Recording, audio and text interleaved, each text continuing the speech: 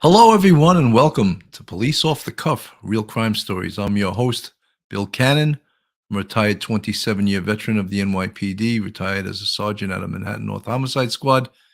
Folks, we're taking another look at, when we talk about the Alec Baldwin shooting on the set of Rust, one of the big questions is, was that an accidental shooting? And because it was accidental, does that mean it can't be criminal, or can it still be criminal? Or are we just looking at a civil case? Now, there's been some movement in this in the last few weeks, not any earth shattering things. There's been certainly no information from the district attorney's office whether or not they will, in fact, prosecute criminally. But there's been information, there's been some movement. There seems to be these type of cases, they seem to have a lot going on in the media. There's a lot of people talking. Early on, Alec Baldwin went on TV and discussed his culpability, probably against the advice of many attorneys, but he did it anyway, and that probably wasn't a smart idea. But one of the things I wanted to talk to you folks about was the statute in New Mexico of manslaughter. And I'm just going to read it quickly. Manslaughter is the unlawful killing of a human being without malice. Voluntary manslaughter consists of manslaughter committed upon a sudden quarrel or in the heat of passion. Whoever commits voluntary manslaughter is guilty of a third-degree felony resulting in the death of a human being. Certainly, this does not qualify for that section of manslaughter. However, involuntary manslaughter consists of manslaughter committed in the commission of an unlawful act not amounting to a felony, or in the commission of a lawful act which might produce death in an unlawful manner or without due caution and circumspection. And that's where this certainly could fit. When you talk about the crime of involuntary manslaughter involves a killing that occurs in the commission of some unlawful act of a felony, it doesn't fit there. But involuntary manslaughter involves killing that occurs while a defendant is engaging in a lawful but dangerous act without exercising due caution and circumspection. And that's where it fits in this case. That term, due caution and without circumspection. And that certainly could wind up being criminal charges because of that part of the statute. Will they, in fact, charge criminally? We have to wait till the investigation is over. The district attorney went on a couple of months ago. I'm just going to play a little bit of her when she spoke a couple of months ago on television. And we're going to hear what she had to say. And she certainly didn't rule out any criminal charges, but she also, being very professional, she didn't rule anything in either. Let me just see if I can get this rolling here. Sometimes I have problems getting these on the screen. I'm going to share the screen. There we go. Okay. Okay. Film shooting. The Santa Fe district attorney is responding to what Alec Baldwin said in his exclusive interview with our George Stephanopoulos. Kaylee Hartung has the interview you'll only see right here on ABC. This morning, new fallout from George Stephanopoulos' exclusive interview with Alec Baldwin. Honest to God, if I felt that I was responsible, I might have killed myself if I thought I was responsible. I don't say that lightly. The Santa Fe district attorney, who could press criminal charges, reacting first on ABC News. You can see that he is devastated by what happened. I think that we could all see that he was not expecting that to happen, didn't want that to happen. For the first time, the actor describing the moment he shot Halyna Hutchins. I would never point a gun at anyone and pull a trigger at them, never. Never. That was the training that I had. You don't point a gun at me and pull the trigger. Baldwin saying he was following Hutchins' directions during a rehearsal and never pulled the trigger. And I cocked the gun. I go, "Can you see that? Can you see that? Can you see that?" And she says, and then I let go of the hammer of the gun and the gun goes off. I let go of the hammer of the gun and the gun goes off. It wasn't in the script for the trigger to be pulled. Well, the trigger wasn't pulled. I didn't pull the trigger. So now, you never pulled the trigger? No. The FBI examining that gun and the ballistics to see if they back up Baldwin's story. The DA saying it may be early spring before the investigation is turned over to her. There's no evidence that this was intentional. This was clearly an accident, but perhaps a criminal accident. Just because something is an accident doesn't mean that a criminal act didn't occur. So there you go, and the key words there are due caution and circumspection.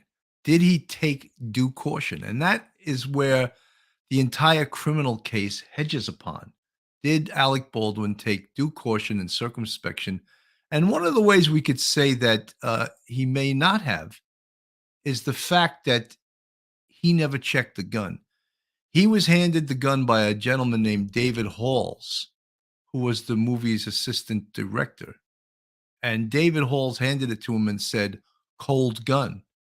But that doesn't mean because he said it, he was not the armorer, that he took it for granted that, oh, yes, this gun is safe. It's a cold gun because the assistant director said it's a cold gun. No, I think you have to check it yourself.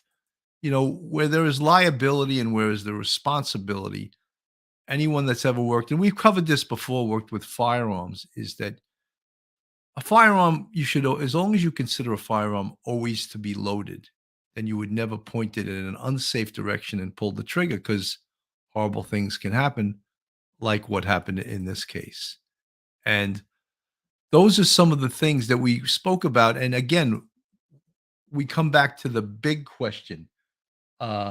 Was this an accidental shooting on the set of Rust? And in my opinion, I would say yes, but the district attorney said it better than everyone. Because it was accidental, does that mean that it's not criminal? And it certainly does not. It does not mean, and we discussed numerous times, Aunt BB, yes, in the chat, I heard they also refused additional safety classes. That happens to be a fact, they did. I think one of the best demonstrations given was by this safety expert named Steve Wolf, who was on CNN. And the big thing was it safe? Was the trigger ever pulled? And we did test on that also with our ballistics expert, John Palucci. And he came on our show and we demonstrated, and this is safety expert Steve Wolf. And I'm going to just play a little bit of what he said. Not plausible. On a single action revolver, when you pull the hammer back, which is an intentional act, click, click, click, click. Now the hammer is set. When you pull the hammer back and let go, as you can see, I'm not holding this, the hammer doesn't go anywhere. When you press the trigger, which is, I'm going to do it with this finger so you can see what a minute act that is. It takes very little to press the trigger there. So option one, he pressed the trigger, but it was such a minor press that he wasn't aware that he had, ordered that signal from his brain. Or option B, he's holding the gun with the trigger depressed. Now, on this gun, it doesn't matter which order you go in. You can either cock the gun and you can fire it with the trigger, or you can press the trigger and then cock the gun. And if you release it at this point, it falls and the gun fires. So if, as he is cross-drawing, his finger is on the trigger, which he may have interpreted as just resting on the trigger, but with a 1 millimeter pull, that would be sufficient. Now he pulls the hammer back and then releases it. He doesn't have to press the trigger again if he's already got pressure on it in order for the gun to fire. And I think that's really a key point in this matter. I think that was perhaps one of the best demonstrations by any ballistics expert on any channel. This one, he just gave a very thorough, very clear cut. And it appears like you could probably have your finger on the trigger and not even realize it and pull that hammer back and then not realizing that your finger's on the trigger. And once you let go of that hammer, the gun fires and it goes off. Linda Cosma, thank you so much for the $10 super chat. Very much appreciated. I'm glad you're learning a lot from these demonstrations. It's important to know, because a lot of these talking heads you hear on TV and other places, they really don't know what they're talking about. It's always good to have the experts. And this gentleman here on CNN was absolutely an expert. But But some of the things some of the new things we've been hearing also is that, if you're ever involved in a criminal or a legal dispute or a criminal matter, you should not be going on television and talking about your lack of culpability because that can be used against you. And it's going to be used against Alec Baldwin in both, if this becomes criminal, his interview with George Stephanopoulos, Snuffleupagus, it will be used against him in both a civil case and or a criminal case if in fact it occurs. And the husband, Matt Hutchins, the husband of Halyna Hutchins, was on TV this week talking about how much Alec Baldwin's TV appearances, they almost seem like infomercials to try to clear him of all liability, how much they really upset him and how much he was not happy about it, and it's sort of a disgusting thing because, when someone's trying to clear their name at the expense of your wife who you just lost in a tragic shooting incident, it doesn't really help the people left behind. And that's why, as we said, there's going to be criminal and civil cases with this. And let's hear what the Matt Hutchins had to say this week. In that moment, you have to remember the shock we were in. And I spoke with Mr. Baldwin and was just looking for a way through the storm. Did he seem distraught during that time? There were a lot of emotions for sure on both sides. Hutchins, who's filed a civil suit against Baldwin and other producers and crew members on the film, now expressing outrage with Baldwin's recent interview, where he says the actor shifted blame over the death of his wife, Halyna. I feel that someone is responsible for what happened, and I can't say who that is, but I know it's not me. But watching him, I just felt so angry. Just so angry to see him talk about her death so publicly in such a detailed way, and then to not accept any responsibility after having just described killing her. He said, essentially, he felt grief but no guilt. Almost sounds like he was the victim. And hearing him blame Halyna in the interview and shift responsibility to others and seeing him cry about it, I just feel like, are we really supposed to feel bad about you, Mr. Baldwin? So do you think that the majority of the blame lays on Alec Baldwin?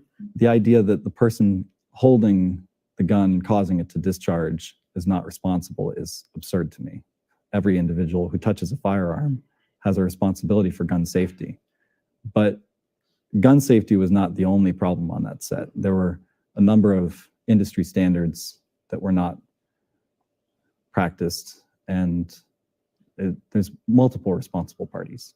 The suit, which alleges at least 15 safety practices were disregarded on set, claims there was a wider culture of cost-cutting that ultimately led to Halyna's death. In a statement, Baldwin's attorney says any claim that Alec was reckless is entirely false. In your mind's eye, what does justice look like? We're pursuing justice every way we can, with the lawsuit seeking to hold accountable the people who are responsible for Halyna's death, which was totally preventable. In the end, justice won't bring Halyna back, but maybe the memory of her can help keep people safe and prevent something like this from ever happening again. The American Film Institute, AFI, where Halyna received a graduate degree in cinematography, established a scholarship in her honor. You feel her spirit in here at AFI? Oh, she spent many hours here. Yeah. And AFI has been wonderful. I also want her legacy as an artist to live. AFI has created the scholarship in her name. I think that's part of her legacy. She would have been mentoring fellow female cinematographers as a guiding light for others.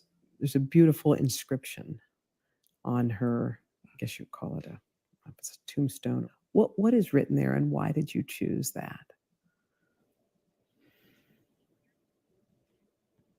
So her light shapes our lives. Keep chasing your vision. You know, thinking about how her light just permeates our lives and to be inspired and ambitious. And that really embodied her spirit.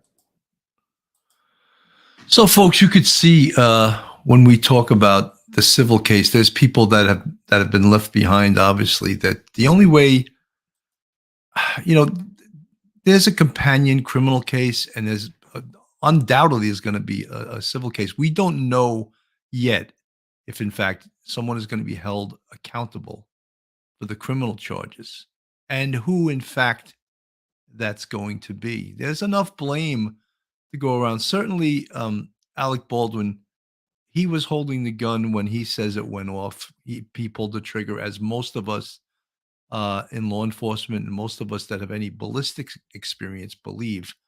We believe that 99.9% of the time, a gun cannot fire unless you pull the trigger. And we all know that he denied pulling the trigger, but he's trying to get himself out from under it. And I believe that there's a much better chance that he, in fact, pulled the trigger than there is any problem. Was there a problem with the firearm? I don't believe that. I believe that he pulled the trigger. And one of the problems they talk about on this case, and Matt Hutchins spoke about, there was at least 15 violations of industry standards. Whenever you're on a location, wherever it may be, and you see that the procedures are fast and loose and they're not held. See, one of the places that we as NYPD police officers went to several times a year over our entire careers was the firearms range in Rodman's Neck in the Bronx. And they prided themselves in the fact that no one had accidentally been shot on that range. And you got to realize thousands and thousands of people had gone through that firearms range. And there's even instances in Rodman's Neck, officers have had heart attacks on the firing line. And when you got a hot firearm in your hand, that could be potentially dangerous. Crazy things when you're on the line and bees are flying over your head and you have a gun in your hand and people start trying to hit the bee with the gun. That's not a smart thing to do, but you react sometimes, So they'll tell you, if something like that happens, drop the gun to the ground. Do not wave it around and do not try to hit the bee with the barrel of your gun. I mean, it seems like it makes a lot of sense at the time. What's more threatening, a bee stinging your head or a bullet being shot into your head accidentally because you're trying to scare the bee away? So as what I'm trying to get to at the firearms range, the safety procedures are drilled into your head from day one, drilled into your head. Point the firearm downrange, point the gun in a safe direction. When you're done shooting, do a visual and physical inspection of your firearm to make sure that it is in fact unloaded. Lock the firearm to the rear. Lock it to the rear. So other people see it. They know that the gun, lock the slide to the rear. They know that the gun is unloaded. All of these safety procedures are drilled into your head. Obviously, on the set of this film, the safety procedures they were fast and loose. They were not drilled into anyone's head. Some of the things that we have to look at, that they have to look at, that how was the gun loaded with a live round? That is, of course, a huge question. Who put that live round in there?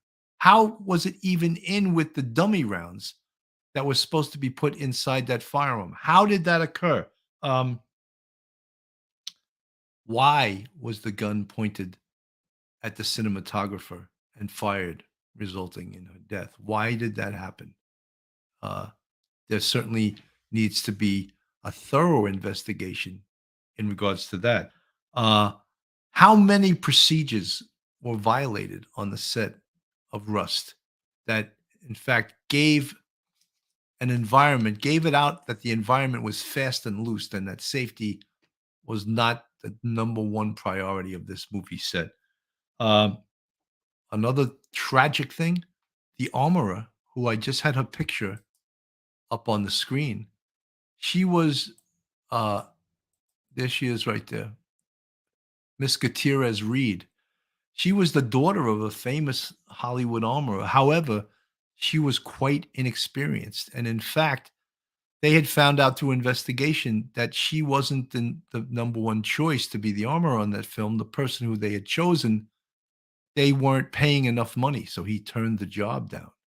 So they, in essence, got a cut rate armorer, which also, in the perfect storm of what happened on this set, resulted in the death of Halyna Hutchins. The assistant director handed the firearm to Alec Baldwin instead of the armorer. That's not supposed to happen. The armorer is supposed to hand the firearm to the actor, not the assistant director. So that was another snafu there. The actor, Alec Baldwin, never checked the firearm. When he was handed the gun by the assistant director, David Halls said, cold gun, which means the gun is safe. However, anyone that is ever handed a firearm never takes the word of another person. They check it themselves. And Mr. Baldwin should have checked it himself. And I don't think he'll admit to that. He kept saying how, oh, it was a cold gun, and I took it that was a safe gun, and but it's the whole thing. That whole expression, you hear it a million times from the day you're a little kid. Assume. When you assume, you make an ass of you and me, and that makes a lot of sense. So what do we say? We never ever assume, and on the screen now is a picture of Matt Hutchins there in his recent interview with Hoda Kotb. And so you could see this case is going in many, many different directions. There's a picture of a firearm like it. There's a picture of 45 caliber rounds. We were told that when a round is a dummy round, you can see that there's a hole drilled in the side as well as by the firing pin. So it's impossible. In addition, there's no projectile inside it, which is, in layman's terms, the projectile is the bullet, so that it's a dummy round is incapable of firing a projectile. Well, live ammo was allowed on this set. That was another huge mistake. There should have never been live ammo on this set. And everyone that's involved in this investigation knows that that's an industry standard. There shouldn't be live rounds on a movie set. And what you're looking at on the screen is the Santa Fe chief of police, and they're in conjunction with the FBI. They're conducting the investigation on this, and we should find out in the next couple of months if this case is going to be criminal and civil or just civil. And I think, in a way, the criminal, if they do charge criminally and someone gets convicted, or more of the facts come out during the criminal trial, it will actually help the civil case, because all of the information that comes out in the criminal trial will be used in the civil trial. And I think civilly, many people involved in this case are going to part with lots of money. I think Alec Baldwin is going to be sued personally. Besides he'll also get sued as a producer, on this movie. But he's definitely going to part with some of his own money, because I think,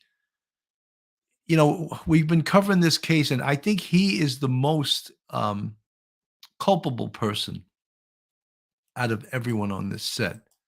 And even though in his interview with George Snuffleupagus, who's on the screen right now, he denied all culpability. That Shakespeare said, "You doth protesteth too much." And the more you protest, the more it looks like you're more and more guilty of being remiss in your duties, of being negligent. Folks, this is Police Off the Cuff Real Crime Stories. And if you're not subscribed and you're watching this, please go on our YouTube, hit the subscribe button, give us a thumbs up, ring that bell. And you could also support us by going on our Patreon. We have 3 different levels on our Patreon. And if you really want to help us out, go on our YouTube channel where we have 5 different levels. You can see the folks with the green font in our chat. These folks are members of our YouTube family when we have 5 different levels. Marie Green, cut corners to get the film out quicker. Look what happened. You know, Marie, that old expression, sometimes expressions are quite brilliant. Penny wise, dollar foolish, right? We've all heard that from the time we got out of the Walker, you know. Alley Cat, yes, there were some reports that on this set they were shooting live rounds at cans and bottles, and maybe that was how that the live round was in fact introduced. Tina Kalani, Clooney criticized Alec for not checking. Alec doubles down saying, I never check a gun. Well, you know something? There's a statement that can be used in both the criminal as well as the civil trial. I never check a gun. That's brilliant. Maybe you should have kept that to yourself. But that is, in fact, your responsibility to check the gun. And he never did check the gun. You know, the family of Halyna Hutchins also they made a video of the incident. It seems like a little almost robotic, but it's very effective. And to show, I would think specifically they're going to show this in court. They're going to show this to the jury, whether it's a criminal or a civil trial. I'll play a little bit of it here on the screen. You can see the inside of the church. And his production crew were performing a lineup. A lineup is used to confirm where to locate and angle the camera. Industry standards require Mr. Baldwin to use a replica or rubber prop gun whenever possible. It was unnecessary for Mr. Baldwin to use a revolver for the lineup. Industry standards require Mr. Baldwin, as a producer and lead actor, to accept the revolver directly from or in the presence of the production's armor. See, folks, right there, they said it's an industry standard that he's required to accept the firearm from the production's armorer, which he did not do. He accepted it from the assistant director, which is a no-no. For him, the deadly weapon was safe. Mr. Halls was not qualified in weapons and safety. Mr. Halls did not look at every round in the revolver's cylinder. Industry standards require that Mr. Baldwin personally perform or observe a visual inspection of the revolver to confirm it contained no live rounds. You know, folks, I said that a million times, a visual and physical inspection of the firearm, which we as police officers were trained to do our entire careers. Mr. Baldwin to be trained and qualified in safe handling and proper firing procedures before accepting the revolver. Mr. Baldwin refused weapons training on how to perform a crossbow, the type of gun draw he was about to perform in the church. The first rule for safety with firearms on a production set required Mr. Baldwin to treat all firearms as if they were loaded and refrain from pointing a firearm at anyone. The industry standard required Mr. Baldwin to remember that any person or object at which he points a firearm could be destroyed.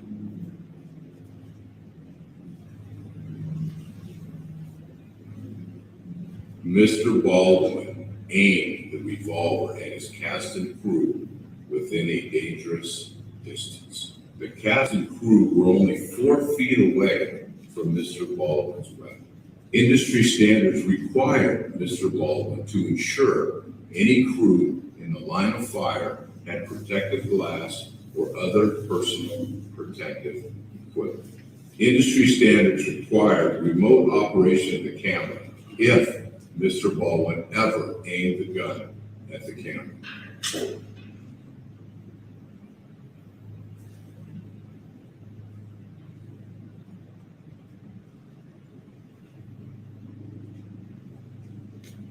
Folks, you could see that demonstration on the screen, and what it's depicting is a drilled hole in the side of the cartridge case as well as near where the primer is. So there's no mistaking a dummy round from a live round. This is a very powerful video demonstration that's going to be used in court. And I think they purposely make it robotic because it has a sort of a hypnotizing effect on the viewer. So I take the gun and I start to cock the gun. I'm not going to pull the trigger. I listen to you say, so we'll just cheat it down and tilt it down a little bit like that. And I cock the gun. I go, can you see that? Can you see that? Can you see that? He says, and I let go of the hand where the gun goes off. I let go. That little part of the video where the gun fires and you see Halyna Hutchins shot and grasp for her chest and go down, and then the director Joel Sousa also getting struck in the shoulder. Very, very, very powerful. And I mean, also when Alec Baldwin was interviewed, he said he was quoted as saying he thought she fainted. I mean, how ridiculous is that? You didn't hear the boom? A .45 caliber round makes a very, very loud noise when it goes off. So him saying that he thought she fainted was just doesn't pass the smell test, as they say. Oh, ridiculous, really. You thought that she fainted?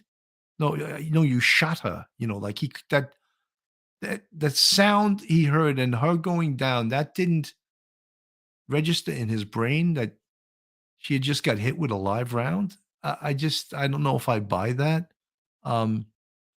As we spoke about numerous times, I thought that the interview with George Snuffleupagus was almost like an infomercial for Alec Baldwin to try to proclaim his innocence. And as this case goes on, we're going to find out in the next couple of months whether or not there's actually going to be criminal charges or whether it's just going to be a civil case. But this case will probably go on for years. And it's a tragedy. It's no doubt it's a horrendous tragedy. And this family, the Hutchins family, lost the young boy, 9-year-old boy. The son lost his mom, and Matt Hutchins lost his wife. Just a tragic, tragic situation, and whether she was a great cinematographer, that really doesn't come into effect. She was a human being that lived and had a life. And there's a picture of Matt Hutchins and their little boy who's now 9 years old. And just imagine the father having to go home and say, your mom got killed at work. I mean, just so horrendous, So, folks, this is Police Off the Cuff, Real Crime Stories. And this is Coffee with Ken. And I do an earlier show. And I just wanted to sort of elaborate on this. I think there was a few things that, not anything like smoking gun new stuff, but new stuff that I think we deserve to pick up on and stay current with. And I appreciate all you guys that come by during the day and listen. Most of our shows, of course, we do at night. But so, guys, again, we're going to keep you informed on this about any new happenings in both the civil case and the criminal case. And until then, man, I just want to say again, thank you so much. Thanks for your support. Thank you for listening. And have a safe day. One episode just ain't enough.